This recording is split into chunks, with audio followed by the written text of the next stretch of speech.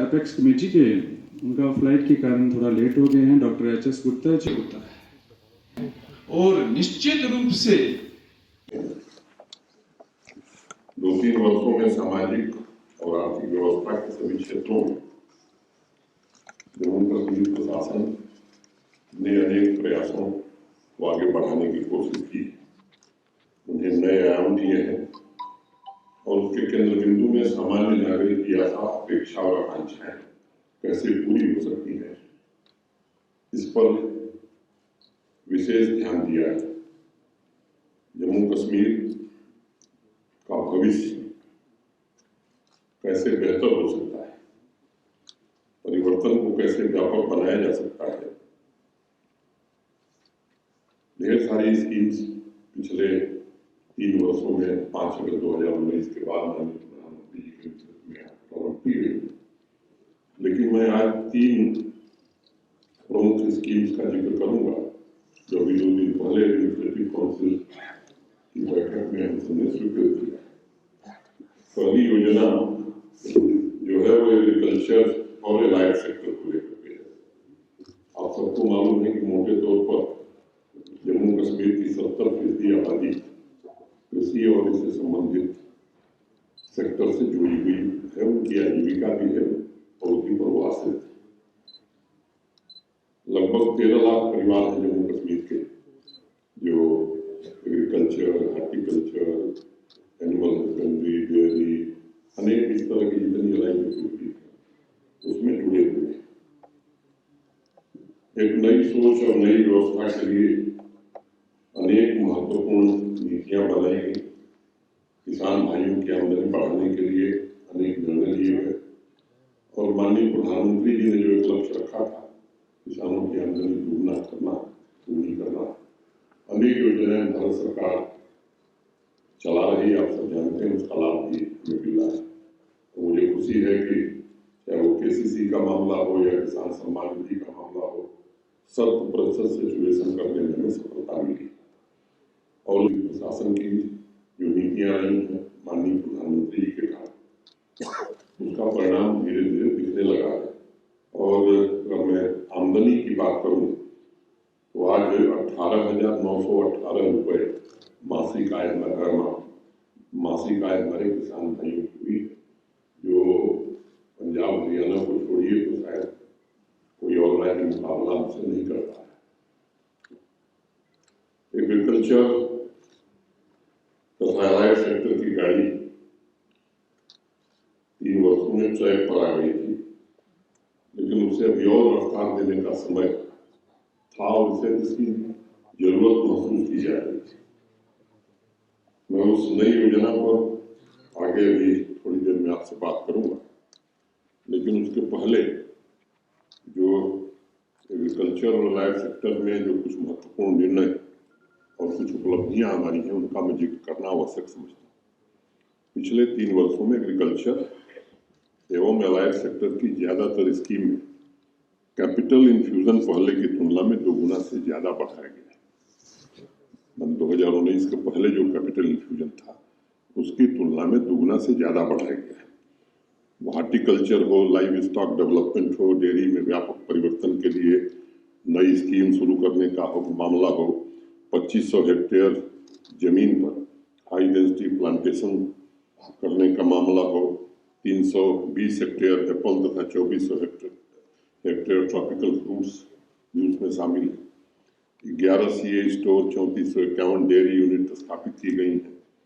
Live stock centre में आत्मनिर्भर जम्मू कश्मीर के लक्ष्य के साथ यूटी कैपेक्स में 4 नई स्कीम शुरू की गई थी। हमने सीप हस्बेंड्री सेक्टर को अपग्रेड करने के लिए न्यूजीलैंड के साथ एक MOU भी किया था। वर्तमान में अपनी आवश्यकताओं को पूरा करने के लिए जम्मू कश्मीर करीब 1125 करोड़ रुपए का मटन इंपोर्ट करता है। हमारी कोशिश है कि अगले 5 साल में इस क्षेत्र में भी जम्मू कश्मीर आत्मनिर्भर बन सके। जम्मू कश्मीर देश का पहला यूनियन टेरिटरी है जिसने मोबाइल पशु अस्पताल प्रारंभ किया है देश में। हमने पशुपालकों के घर तक सेवाएं पहुंचाने के लिए हेल्पलाइन 1962 शुरू की है। ये भी भारत सरकार के जो मंत्री हैं रूपाला साहब श्रीनगर आकर के उन्होंने इसे प्रारंभ किया था। 3 साल में हमारा फिश प्रोडक्शन 25% और ट्राउट प्रोडक्शन 3 गुना बढ़ा है। 17,000 फिशरमैन के लिए 6,000 से ज्यादा आवास देने में हमें सफलता मिली है। इस तरह के अनेक महत्वपूर्ण पड़ाव हमने 3 सालों में पार किया है। लेकिन सबके मन में कहीं न कहीं एक बात उठती थी कि खेती किसान की केवल जीविका का साधन नहीं होना चाहिए, बल्कि उसे कैसे किसान की समृद्धि का माध्यम बनाया जा सके। चुनौतियां चाहे वो क्लाइमेट चेंज की हो, लैंड डिग्रेडेशन की हो, मार्केट की समस्या हो, किसान भाइयों को कैसे संरक्षित किया जाए, ये विचार बराबर चर्चा में रहता था। और स्वाभिमानी किसान और समृद्ध किसान, इस बात को कैसे जमीन पर उतारा जाए। एक 2 दिन की वर्कशॉप श्रीनगर में हुई थी। देश भर के प्रसिद्ध कृषि वैज्ञानिक, हमारे दोनों विश्वविद्यालयों के सम्माननीय कुलपतिगण, हमारे एसीएस एग्रीकल्चर प्रोडक्शन डुल्लू साहब और एग्रीकल्चर डिपार्टमेंट और लाइन डिपार्टमेंट, एलाइड डिपार्टमेंट के सभी हमारे अधिकारी उस 2 दिन की वर्कशॉप में थे।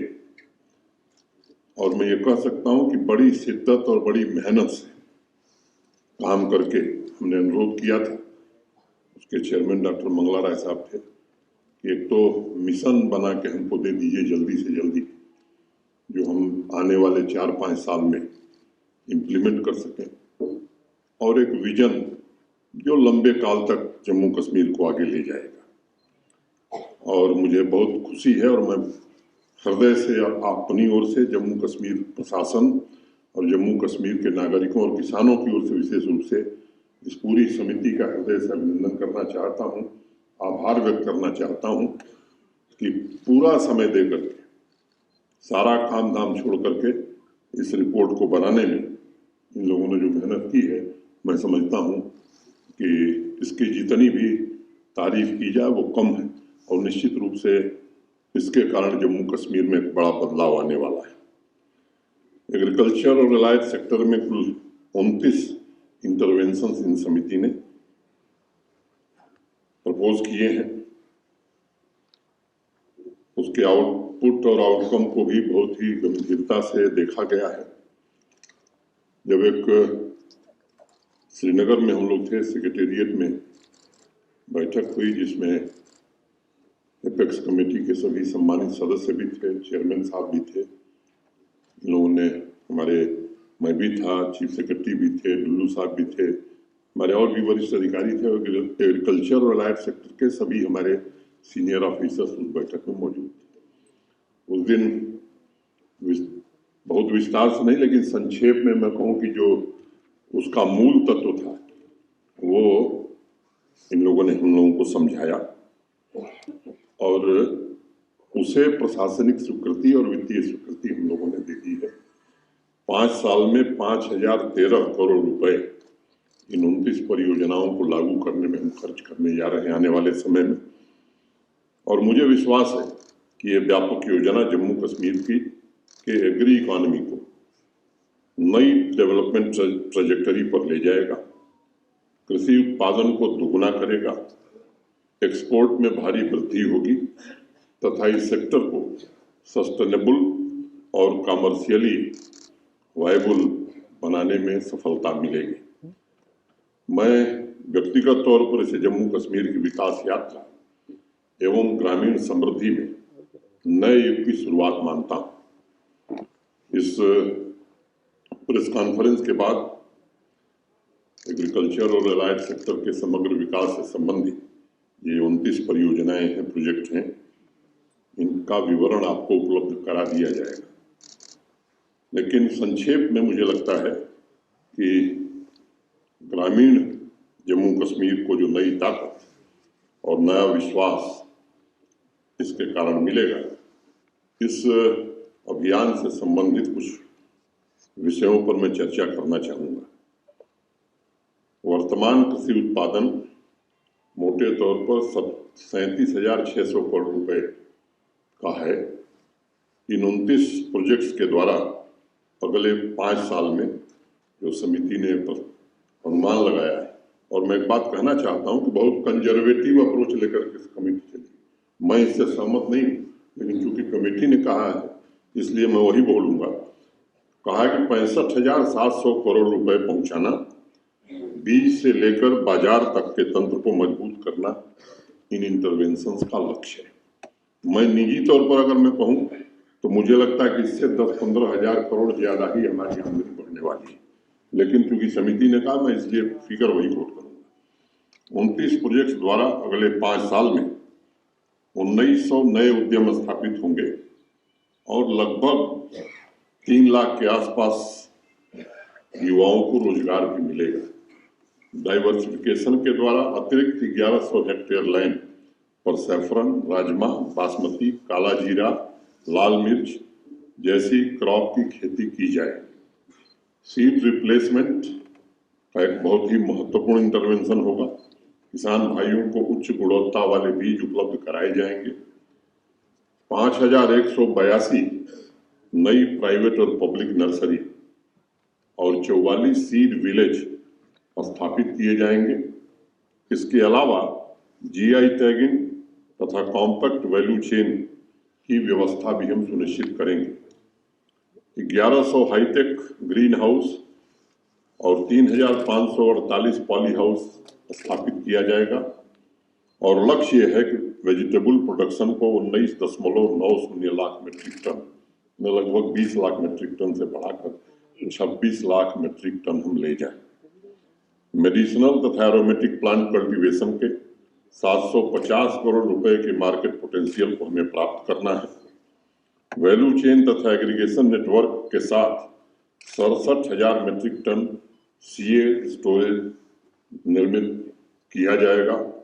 हनी प्रोडक्शन को 3 गुना करने का लक्ष्य रखा गया है। सिल्क वर्म, सीड तथा ककून प्रोडक्शन को दोगुना किया जाएगा तथा हाई क्वालिटी सिल्क प्रोडक्शन में जम्मू कश्मीर नई ऊंचाई प्राप्त कर सकेगा।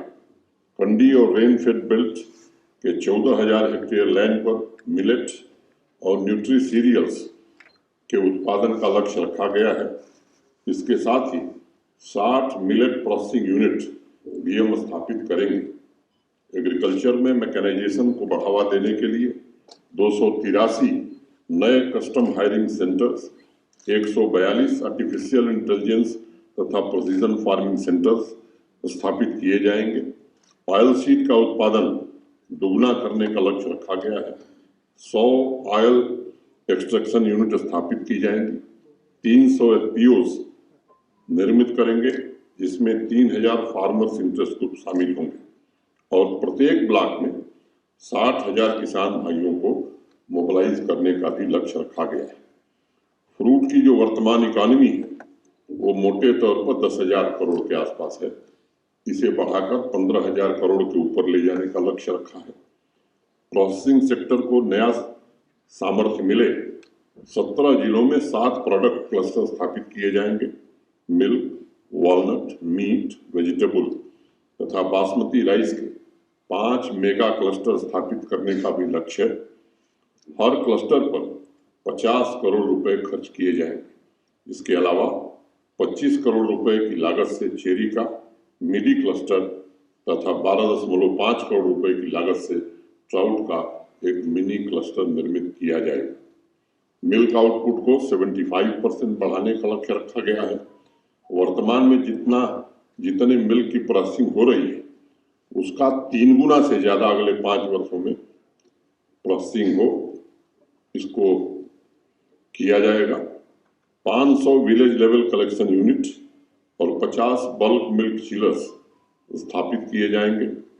डिसेंट्रलाइज्ड डिसीजन मेकिंग के लिए पंचायतों में 2000 किसान खिदमत सेंटर्स स्थापित किए जाएंगे जो कृषि विज्ञान केंद्र, लाइन डिपार्टमेंट तथा कृषि विश्वविद्यालयों के साथ मजबूत संबंध स्थापित करेगा। जो हमारे स्टूडेंट्स हैं, खासतौर से एग्रीकल्चर यूनिवर्सिटी में पढ़ रहे हैं, उनको भी हम किसानों के साथ, समाज के साथ जोड़ करके उनकी क्षमता का भी पूरा उपयोग हम कर सकें, इसकी भी व्यवस्था इसमें की जाए। आज सबसे बड़ी चुनौती स्मॉल तथा मार्जिनल फार्मर्स को गरीबी के चक्र से मुक्ति दिलाना है। ये सभी 29 प्रोजेक्ट्स जम्मू कश्मीर के लगभग जितने भी मार्जिनल फार्मर्स हैं, एक अनुमान है कि 2.62 लाख मार्जिनल फार्मर हैं, उनके जीवन में एक बड़ा बदलाव लाएगा और 13 लाख किसान परिवारों को आर्थिक सुरक्षा भी प्रदान करेगा, उन्हें आत्मसम्मान भी देगा, उनके आत्मविश्वास एवं उनके स्वाभिमान को नई सामर्थ्य भी देगा। मित्रों, व्यवस्था में बदलाव के साथ साथ सामाजिक जीवन में भी बदलाव आवश्यक है और ऐसे ही 2 और एम्बिशियस कार्यक्रम मैं आपके साथ साझा करना चाहता हूं। एस्पिरेशनल जम्मू कश्मीर का जो प्रतीक बनेगा, गांव और शहरों में सामान्य नागरिकों के लिए अच्छी व्यवस्थाओं के सपनों को पूरा करेगा। पहला निर्णय किया गया है एस्पिरेशनल टाउन डेवलपमेंट प्रोग्राम। ये एडमिनिस्ट्रेटिव काउंसिल ने इसे मंजूरी दी है। पूरे देश में ये अपनी तरह का पहला प्रोग्राम होगा जो जम्मू तथा श्रीनगर दोनों म्युनिसिपल कॉरपोरेशन, 19 म्युनिसिपल काउंसिल्स और 57 म्युनिसिपैलिटीज यानी कुल 78 टाउन्स की रैंकिंग करेगा, उनके डेवलपमेंट बेंचमार्क को तय करेगा और सभी शहरों को सस्टेनेबल और सुंदर बनाने में पथ प्रदर्शक का काम करेगा। ये भी योजना 5 साल के लिए होगी। सभी शहरों का परफॉर्मेंस एग्जामिन किया जाएगा। करने के लिए म्युनिसिपल डेवलपमेंट इंडेक्स हमारे प्रमुख सचिव धीरज गुप्ता जी उनके सहयोगियों ने तैयार किया है और 7 की पिलर्स हैं: quality of life, services, economic ability, technology, urban planning, governance, sustainability and climate resilience तथा सिटीजन परसेप्शन के अंतर्गत 37 कैटेगरी तथा 138 इंडिकेटर्स के आधार पर उनके विकास को मापा जाएगा। इस इंडेक्स के लिए सर्वेक्षण का काम आने वाले समय में जल्दी पूरा किया जाएगा। मैं उम्मीद करता हूं कि मार्च अप्रैल तक ये काम हम खत्म करेंगे। इसके आधार पर बेस्ट परफॉर्मिंग शहरों को इनकरेज और इंसेंटिवाइज भी किया जाएगा। इसके लिए अर्बन रिफॉर्म इंसेंटिव फंड की स्थापना की गई है और उसमें 200 करोड़ रुपए एडिशनल फंड एस्पिरेशनल टाउन के लिए रखा गया है। इस ग्रांट के लिए कुछ इंडिकेटर्स तय किए गए हैं जिसके आधार पर ही पैसा दिया जाएगा। एस्पिरेशनल टाउन के कार्यान्वयन के प्लानिंग, मॉनिटरिंग तथा डेवलपमेंट डिपार्टमेंट के अंतर्गत प्रोजेक्ट मॉनिटरिंग यूनिट की स्थापित की जाएगी। IT department municipal development index के प्रोग्राम को मॉनिटर करने के लिए डैशबोर्ड स्थापित करेगा। सभी डीसी डिपार्टमेंट के हेड के साथ मिलकर एस्पिरेशनल टाउन डेवलपमेंट प्लान तैयार करेंगे, जिसके द्वारा हम स्पीडी डेवलपमेंट के लिए योजनाओं के कन्वर्जेंस पर विशेष रूप से ध्यान केंद्रित करेंगे। सभी शहरों के लिए अभी पीछे जब माई टाउन माई प्राइड कार्यक्रम चल रहा था तो प्रभारी नियुक्त किए गए हैं। मूल रूप से टाउन के मेंटर के रूप में वर्ष भर वो काम करेंगे। हमारा लक्ष्य है कि अगले 5 साल में जम्मू कश्मीर का हर शहर आदर्श शहर हो, नागरिकों को सभी सुविधाएं उपलब्ध कराकर उनके जीवन स्तर को ऊपर उठाया जाए। मित्रों, इसी तरह एस्पिरेशनल टाउन की तर्ज पर ही गांव तथा ग्रामीण नागरिकों की दिशा और दशा बदलने के लिए जम्मू कश्मीर में एस्पिरेशनल पंचायत डेवलपमेंट प्रोग्राम को भी स्वीकृति मिली है। इस एम्बिशियस प्रोग्राम के अंतर्गत पंचायत डेवलपमेंट इंडेक्स के 100 पैरामीटर्स सभी 4291 पंचायतों के परफॉर्मेंस को इवेलुएट किया जाएगा, एग्जामिन किया जाएगा। उसके आधार पर 285 मोस्ट बैकवर्ड पंचायतों का चयन होगा और यह प्रक्रिया भी आने वाले 3 महीने में पूरा करने की कोशिश की जाएगी। मोस्ट बैकवर्ड पंचायत का चयन करने के लिए 100 पैरामीटर्स 9 सेक्टर्स से लिए जाएंगे: agriculture and allied activities, health and nutrition, education, rural development, sanitation, individual beneficiary oriented schemes, skill development, basic infrastructure, environment and good governance। इन सभी 285 एस्पिरेशनल पंचायतों का विकास डिस्ट्रिक्ट, यूटी तथा सेंट्रली स्पॉन्सर्ड स्कीम के conversion से किया जाएगा। इसके अलावा इन सभी पंचायतों की इंडिकेटर्स के परफॉर्मेंस को इंप्रूव करने के लिए 10 लाख रुपए भी दिए जाएंगे, बशर्ते उन्होंने 10 पैरामीटर्स को पूरी तरह से सैचुरेट कर दिया है। ये 10 पैरामीटर्स होंगे soil health card, land passbooks, किसान क्रेडिट कार्ड, श्रम card issued to eligible laborers, 100% institutional births, 100% vaccination of children in the age group of 9 to 11 months, 0% out of school children, 100% solid waste collection and treatment, Aadhaar seeding with Manrega cards, issuance of golden cards under PM-JAY सेहत। संबंधित DC तथा सभी aspirational पंचायतों के लिए इस back to village में हमने नोडल ऑफिसर अपॉइंट किया था, वो अनवरत उस काम को करेंगे। मित्रों, और चुने हुए जो प्रतिनिधि हैं, चाहे शहरी क्षेत्रों के या ग्रामीण क्षेत्र, उनकी भी सक्रिय भागीदारी इन कार्यक्रमों में हो, इसका हर प्रयास किया जाएगा, उनसे भी चर्चा की जाएगी। आज मैं जिन 3 नए योजनाओं की मैंने आपसे चर्चा की है, वह स्वावलंबी जम्मू कश्मीर के महत्वाकांक्षी संकल्प को साकार करने में हमें सफलता देगी, इसका मुझे भरोसा है। इन तीनों कार्यक्रमों को हमने मिशन रूप में लिया है। प्राथमिकता के आधार पर इनका सफल क्रियान्वयन सुनिश्चित करने की कोशिश की जाएगी। पिछले 3 वर्षों में जम्मू कश्मीर का मिजाज बदला है। तमाम ऐसे कदम उठाए गए हैं जिन्होंने सामान्य नागरिक के जीवन की आवश्यकताओं की पूर्ति करने में काफी हद तक सफलता दिलाई है। मैं जानता हूं, जब आवश्यकताओं की पूर्ति होती है तब नई आकांक्षाओं का जन्म होता है। मैं जम्मू कश्मीर के सभी नागरिकों को भरोसा देना चाहता हूं कि आजादी का यह अमृत कालखंड आपकी आकांक्षाओं की पूर्ति का भी कालखंड है। पूरी सामर्थ्य और जिम्मेदारी से उन्हें पूरा करने की दिशा में हर संभव प्रयास किया जाएगा। मैं मीडिया के सभी मित्रों को एडवांस में ही 9 वर्ष की हार्दिक शुभकामनाएं, अग्रिम बधाई देता हूं, शुभकामना देता हूं। और मुझे लगता है कि मैंने अपनी बात मोटे तौर पर कह ली। आप सबको हृदय से धन्यवाद देता हूं और 2 पंक्ति कह के, नहीं निगाह में मंजिल तो जुस्तजू ही सही, नहीं निगाह में मंजिल तो जुस्तजू ही सही, नहीं विशाल मयस्सर हो तो आरजू ही सही। अगर इंतजार कठिन है तो जब तक ये दिल किसी के वादाए फरदा की गुफ्तगू ही सही, मिली किसी के वादाए फरदा की गुफ्तगू ही सही। धन्यवाद। जय हिंद।